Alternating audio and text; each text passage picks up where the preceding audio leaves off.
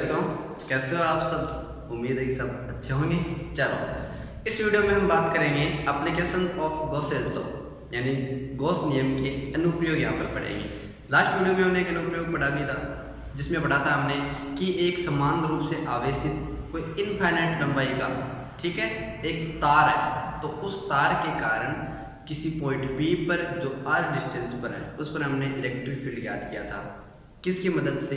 Gauss's law की मदद से। इस वीडियो में हम बात करेंगे कि आपके पास एक जो है क्या है, सीट है। कैसी सीट है? नॉन कंडक्टिंग, यानी एक अचालक सीट है। तो एक अचालक सीट के कारण वहां पर जिस पर समान रूप से आवेश का वितरण है उसके कारण कितना इलेक्ट्रिक फील्ड होगा, इसके बारे में हम चर्चा करेंगे। तो उम्मीद है कि सब आप अच्छे तरीके से पढ़ रहे होंगे, क्योंकि एग्जाम भी आपके नजदीक आ चुकी है, अभी जनवरी चल रही है और CBSE का भी टाइम टेबल आ चुका है, जो आपकी कितनी है, 4 मई से है क्या एग्जाम? 4 मई से आपकी एग्जाम है। और 12th क्लास के आप लोग प्रैक्टिकल हैं वो भी मार्च से स्टार्ट हो जाएंगे और रिजल्ट भी आपका 15 जुलाई तक आ जाएगा। तो करें मेहनत, करें, थोड़े पढ़ें। चलो तो इस वीडियो में देखो आप बात करेंगे। तो देखिए यहाँ पर आपके पास एक सीट दी हुई है।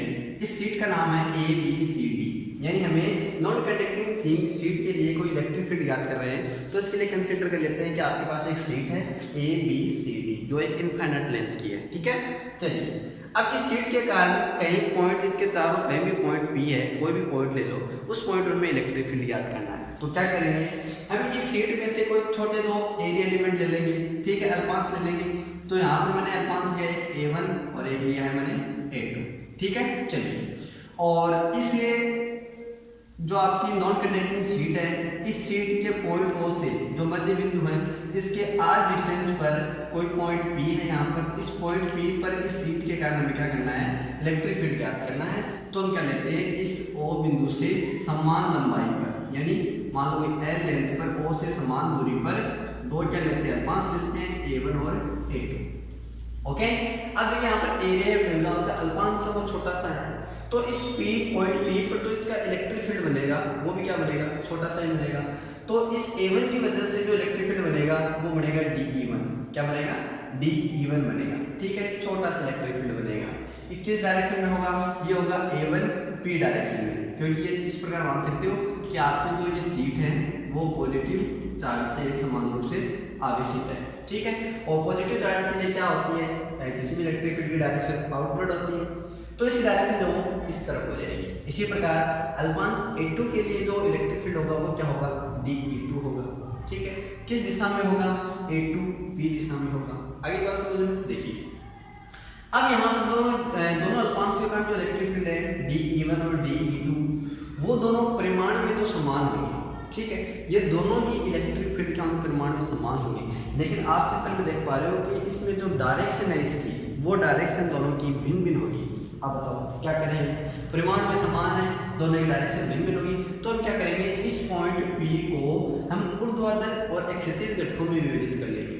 मान लेते हैं कि ऊर्ध्वाधर घटक में जो ये आपका है घटक, वो मान लेंगे DE2 sin थीटा है। किसकी वजह से? E2 की वजह से, यानी हम ऊर्ध्वाधर घटक ले लेंगे sin थीटा के रूप में और क्षैतिज घटक ले लेंगे हम cos थीटा के रूप में, ओके। चलिए तो यहाँ पर देखिए, जहाँ पर इस D2 की वजह से कौन सा होगा, यहाँ पर ऊर्ध्वाधर घटक DE2 sin थीटा। इसी प्रकार इस D1 की वजह से क्या होगा, DE1 sin थीटा, ठीक है। इसी प्रकार इसके क्षैतिज जो घटक होंगे वो होंगे DE1 cos थीटा और DE2 cos थीटा, ठीक है। लेकिन यहाँ पॉइंट P पर DE2 sin थीटा और DE1 sin थीटा जो है वो परस्पर विपरीत डायरेक्शन में होने के कारण, और परिमाण में तो समान होना ही है, ठीक है।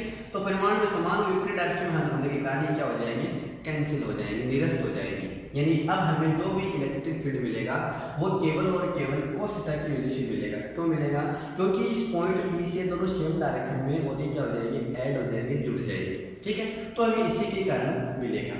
अब हम कह सकते हैं कि इस प्रकार से सीट पर बहुत सारे एरिया एलिमेंट लें, तो प्रत्येक एलिमेंट के लिए जो भी हमें यहाँ पर इलेक्ट्रिक फील्ड मिलेगा वो इस क्षैतिज डायरेक्शन में मिलेगा, यानी वो OP डायरेक्शन में मिलेगा हमें इलेक्ट्रिक फील्ड। आगे बात समझ में। चलो तो अब क्या करते हैं कि आपके पास जो प्लेन सीट है जिस पर आपके समान रूप से आवेशित है, ठीक है, समान रूप से आवेश का वितरण है, तो इस पॉजिटिव चार्ज पर इस शीट पर मान लेते हैं एक बेलन कंसीडर कर लेते हैं, ठीक है। और ये बेलन किस प्रकार है कि आपके पास कोई यहाँ पर नॉन कंडक्टिव सीट है, इस सीट के मतलब आधा वो इधर है और आधा इधर है, ठीक है, यानी इसके बीच में से गुजर रहा है, ठीक है। ऐसे कोई बेलन हम कंसीडर कर लेते हैं। तो देखिए यहाँ पर इस बेलन को हम सिंपली 3 भागों में डिवाइड कर सकते हैं। कौन कौन से भाग में? एक करते हैं S1 में जो आपका उधर बायां वाला भाग है, और एक इधर S2 में जो आपका दायां वाला भाग है, और एक इसके बीच में जिसका वक्र पृष्ठ है वो पृष्ठ हो जाएगा, ठीक है। तो S1 S2 और S3 में इसको क्या कर लेते हैं, अलग अलग डिवाइड कर लेते हैं,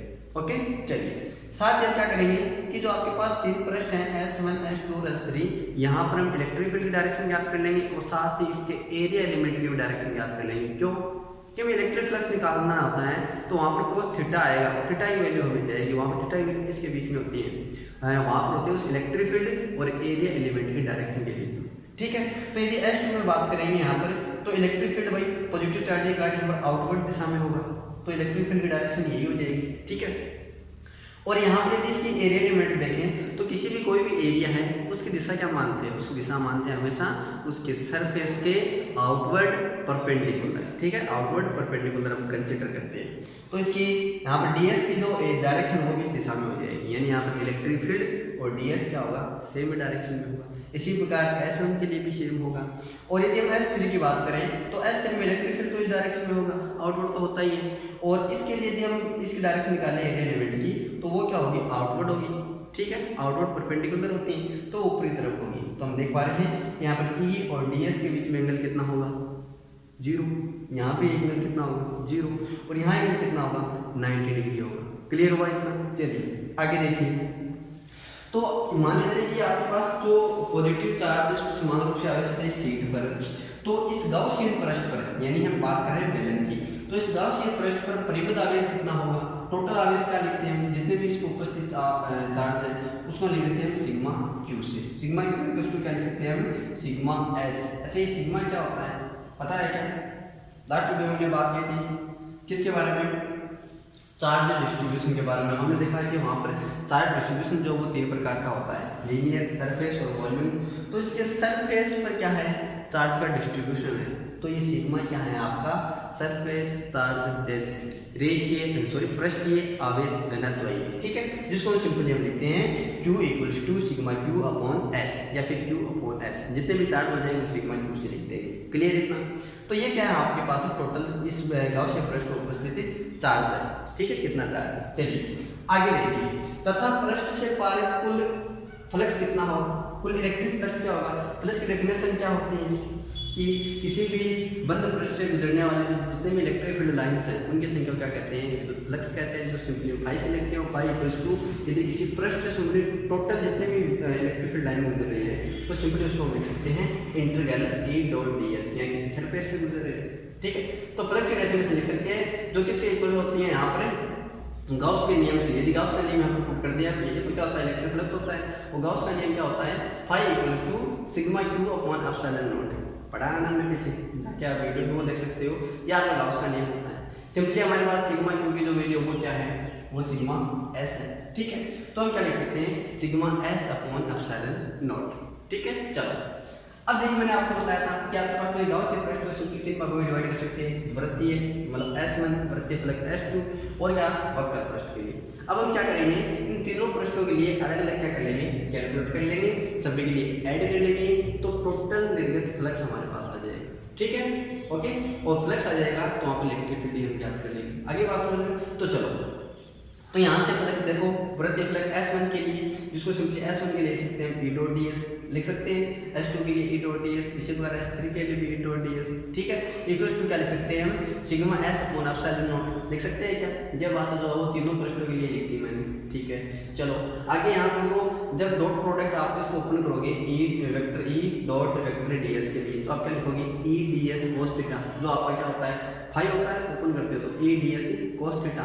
और यहाँ पर थीटा की वैल्यू देखते जाइए, इस S1 और S2 कंडीशन में कितनी है थीटा की वैल्यू 0। तो S1 और S2 में जब cos की थीटा की वैल्यू आप 0 रखोगे तो cos 0 की वैल्यू कितनी होती है 1। तो यहाँ से क्या बच जाएगा E ds और E ds, ठीक है। और यदि हम बात करें S3 के लिए, तो S3 के लिए आपके पास एंगल क्या होगा, S3 के लिए एंगल आपका 90 डिग्री होगा, ठीक है। तो हम क्या लिख देंगे cos 90, cos 90 की वैल्यू कितनी होती है 0 डिग्री। तो वो क्या हो जाएगा, 0 हो जाएगा। सिंपली हम लिखते हैं sigma S upon epsilon naught. ठीक है, चलो आगे देखो। पृष्ठ पर विद्युत क्षेत्र एक समान है, यदि इस शीट पर, वैसे भी हमें कहा है कि चार्ज कैसा है, यूनिफॉर्मली चार्ज है, ठीक है, एक समान रूप से आवेशित है, तो इसका मतलब ई कांस्टेंट है। ई क्या आ जाएगा, बाहर आ जाएगा दोनों कंडीशन में। ई बाहर आ गया तो हम सिंपली लिख सकते हैं E integral S1 ds plus E integral S2 ds equal to sigma S upon epsilon naught. ठीक है, चलो आगे देखो।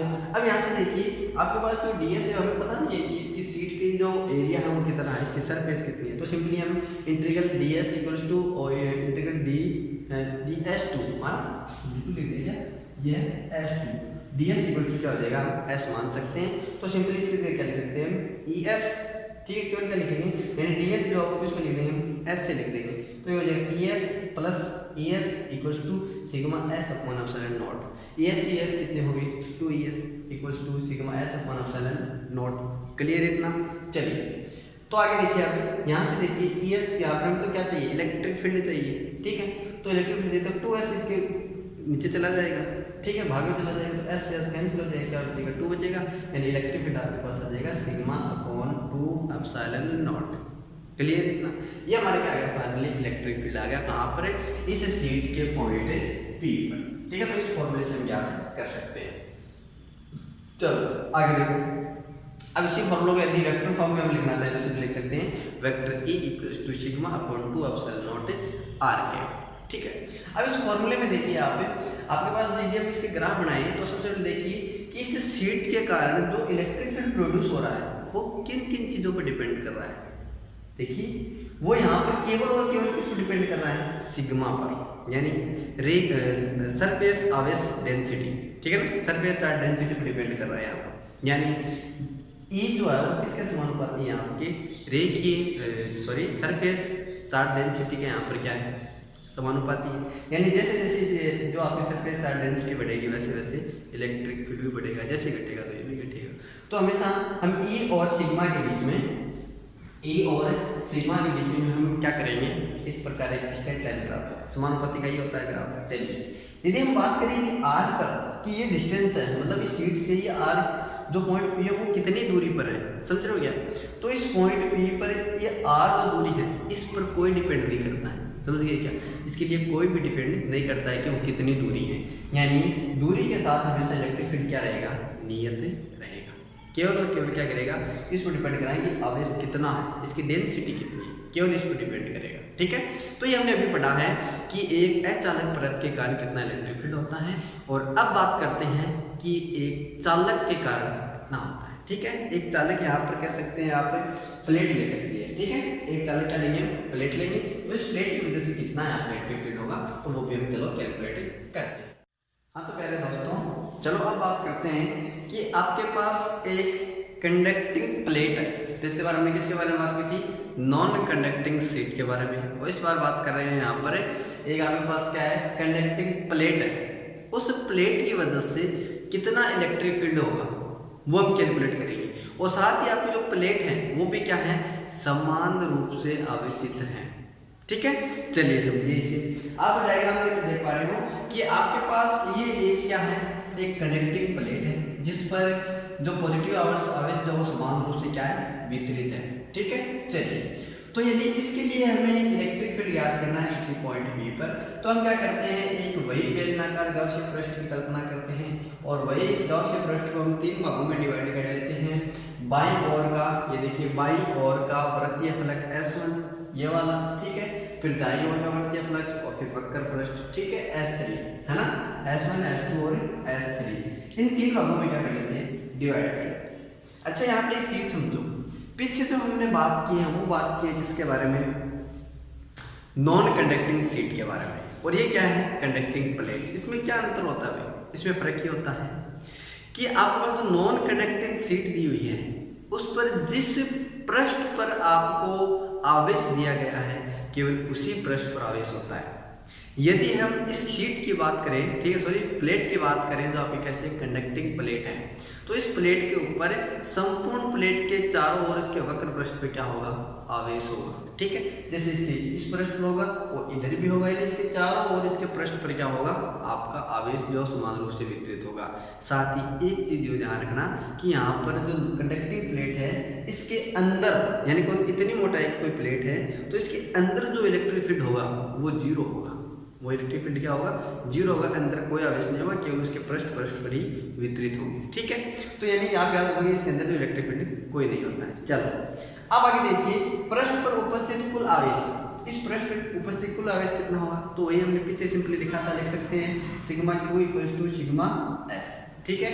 यानी टोटल जो चार्ज है वो किसी इक्वल होता है क्यू एस के, जो हमने पढ़ा था कि आपके ये जो सिग्मा है, सॉरी क्यू बोलते हैं सिग्मा, सिग्मा क्या होता है आपका, वो होता है सरफेस चार्ज डेंसिटी, ठीक है। तो इसमें लिख सकते हैं Q equals to Q upon S, हम जिसे लिखते हैं तो ये टोटल चार्ज आ जाएगा इस शीट के ऊपर, ठीक है। अब इस पर भी चार्ज होगा। अब चाहिए बेलन है किस प्रकार, हमने जो इस बेलन कंसीडर किया है, माना है, वो किस प्रकार माना है, इस प्रकार माना है कि कोई शीट है, इतनी मोटाई शीट है, तो वो बेलन इस शीट के इधर है और साथ में उस सीट के अंदर तक है, नहीं कि इधर निकला हुआ नहीं है। पीछे हमने उसके मतलब कोई सीट थी, उस सीट के आर पार हमने देखा था कि इसके इधर भी है, इधर भी बेलन है ना, इसके बीच में से गुजरा था। लेकिन इस बार जो बेलन की हमने कल्पना की है वो क्या है कि इनके बीच तक की है, केवल यहाँ तक की है, ठीक है, यहाँ तक की केवल, इसके इधर नहीं है बेलन और इसके इधर है, ठीक है।